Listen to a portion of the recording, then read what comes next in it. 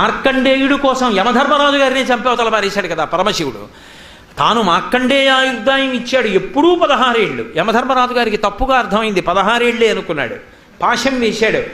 నేను శివుణ్ణి ఆశ్రయించి ఉండగా నన్నేం చేస్తాడని చంద్రశేఖరమాశ్రయే మమ కింకరిష్యతి వయ్యమహ శివలింగాన్ని కౌగిలించుకున్నాడు.